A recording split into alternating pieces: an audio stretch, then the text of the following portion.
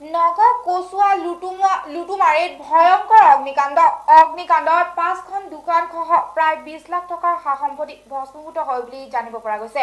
পুনৰবাৰ জনাইছো নগাঁও কচুৱা লুটুমাৰীত ভয়ংকৰ অগ্নিকাণ্ডত 5খন দোকান সহ প্ৰায় 20 লাখ টকাৰ সা-সম্পত্তি ভস্মীভূত হয় বুলি জানিব পৰা গৈছে। ঘটনাস্থলীত কচুৱা আৰক্ষী আৰু অগ্নি নিৰ্বাপক বাহিনী উপস্থিতিত অগ্নি নিৰ্বাপন কৰিবলৈ সক্ষম হয়।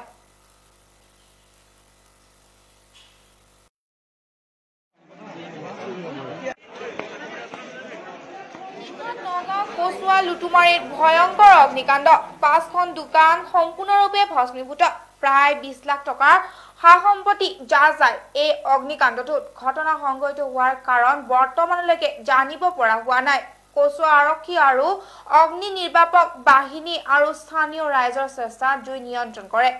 পুনৰবাৰ জনাইছো নিশা নগাঁও কচুৱা লুটুমাৰীত ভয়ংকৰ অগ্নিকাণ্ড 5খন দোকান সম্পূৰ্ণৰূপে ভস্মীভূত প্ৰায় 20 লাখ টকাৰ সা-সম্পত্তি যায়। এই অগ্নিকাণ্ডটোত ঘটনা সংঘটিত হোৱাৰ কাৰণ বৰ্তমানলৈকে জানিব পৰা হোৱা নাই। কচুৱা আৰক্ষী আৰু অগ্নি নিৰ্বাপক বাহিনী আৰু স্থানীয় ৰাইজৰ চেষ্টাত জুই নিয়ন্ত্ৰণ কৰে।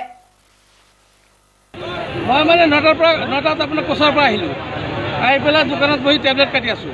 তেতিয়া দেখিছোঁ মানুহ কেইটামান হাল্লা কৰি আছে। তেতিয়া মই ওলাই পেলাই চাইছোঁ মানে চাটাৰ তলেদি জুই দেখা গৈছে। কেইখনমান দোকান জ্বলি লাগিছে? 2-3খন। প্ৰায় কিমানমান টকাৰ সম্পত্তি যাব গৈছে বাৰু? প্ৰায় আপোনাৰ